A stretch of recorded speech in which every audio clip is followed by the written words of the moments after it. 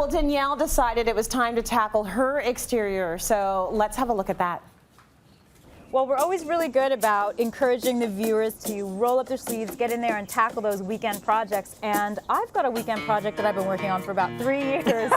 I need to prep and maintain and paint the wood on the front of my house. That's a big project. And because it's so big, I've got Sharon here to help me out. Well, that's what friends are for. Yay! I'd like to do a stain on the floor as opposed to a paint. Well, that's a really good idea. I think that'll look awesome. But whether it's solid stain or semi-transparent, the wood has to be completely dry. Right. So I usually bring out this handy dandy moisture meter. We just stick the probe. Yeah, it does, doesn't it? Oh, and look at that. Definitely too damp. Oh, darn, I was really hoping I'd be sanding today. I'm sure you were. Maybe you'll find something else to do. It's okay, I got a lot of work to do because I want to do all of the trim in the entire house. You might as well do the whole facade, right? So including the aluminum, is that fine? Okay, no, that's fine. The only thing with paint is you want to make sure that it's a good 5 degrees consistently. When you're using Aura, 5 degrees is perfect through the night. Like all through the night, so not a high of 5. No, okay. See, I think you probably have to wait another week or so. We'll see how the weather goes. But in the meantime, I think you've got lots of sanding to do to get this deck prepped.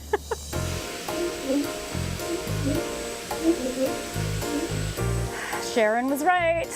There is a lot of sanding. And I actually started off using much more primitive methods. And then I eventually went to a palm sander and decided finally to go ahead and rent this, which is great because you can see it's beautifully taking the wood right down to that bare color. And that's what I want to do because I'm going to actually use this translucent stain, which is a lot more natural and the maintenance is going to be a lot less. For the painted areas, I'm lucky. I don't need to take it right down to the bare wood. It's a little bit easier. I'm just gonna release all of these sort of like loose paint flakes and rough it up a bit because I'm using an opaque stain. So I'm lucky.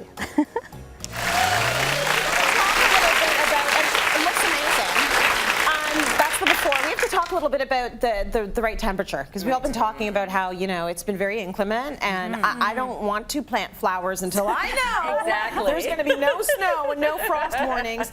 And also it's got to be dry. Yeah. So that's critical. How do we know, Sharon, how can we gauge that the wood is dry enough that we can start doing all of our projects and our staining and painting? Well, you want to make sure that the weather is, for painting, staining, at least 5 degrees, and that means consistently over the evening as well, so overnight. But the water is really paint and stain's worst enemy, so I've had this little moisture meter for around 10 years. There's much more cool digital ones that you can get now, but I still carry this around, and Danielle and I experimented. Up for us, Sharon. Just hold that up and we'll get a shot of it, but how do you actually use that? Well, you want to make sure that the wood moisture content, the moisture content in the wood is less than 15%. So you basically just use a simple probe. It's like your meat. You put the probe right in the wood, right? Yes, exactly. You put it in, and it goes zing. It goes. If it goes into the red, you know, this is not ready. How Let's see. Oh, you're ready for the winter. You're ready to stain.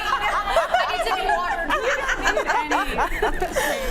Okay. So critical. So get a moisture meter. Yes. Make sure the wood's dry before you sand it. And Danielle is now an expert with this sander. Too. Oh, and concrete too. It needs to be dry. Yeah. Any of your exterior. Yes. But you can't put a probe in the concrete. No, but you can let it sit pretty close to the concrete, and that actually gives you a good enough reading. So. Okay, so then this big guy, because I felt bad for you. Oh my gosh. You started with what, the little sheets? Wow. Like, and then you had the little thing? I had my palm sander. It's really like it's taken me a long way. But at some point, Sharon was like, "Listen, you can rent this on-floor system from a Benjamin Moore dealer," which I did from Dixie Paint. That's amazing. And they literally came, they delivered it with this huge vacuum attached to it, so I didn't even make a huge mess. And this thing, it saved me days. You honestly, looked like you were just vacuuming. Totally. It was so calm. Effortless. And so it's fantastic because I had to get right down for the stain that I wanted to put it on it because I had a dark stain first, and I got friends in the right places. Yes, you got the hookup. Well, now I need to see the final, right? Very excited to see this. Let's see how it all turned out. I really love how my exterior is coming along, and I say coming because it is a work in process. It is still happening. We managed to get the main level done, but the rest of the house, what can I say? We didn't get to it because of the weather. Whenever you're working with an exterior project, you're at the mercy of weather. We did manage to get the deck stained, and I've used Ashland slate. It's a semi-transparent, and I love it because it's going to camouflage that wear and tear that I find that we get a lot of because we're an uncovered porch. And I took that gray and used it throughout for all of the railings, all of the trim. That's Benjamin Moore wrought iron. And I really wanted to crispen and tighten the color palette here because with old brick, you know, I have a lot of kind of character already. I wanted everything else to feel a little bit slicker. Except, of course, for the door, which I've done in gossamer blue, and I patinaed it. I did a bit of an art project here, and I really wanted to pull from the patinaed bronze on my door handle. And I think it just really makes me happy. It's such a spring-like color. It's like I'm willing the warm weather to happen. And I've got my container plants out. It's kind of like taking all of the greenery from the garden, continuing it in. It softens this corner, and it's kind of more like this outdoor room where we can just sit and watch the world go by.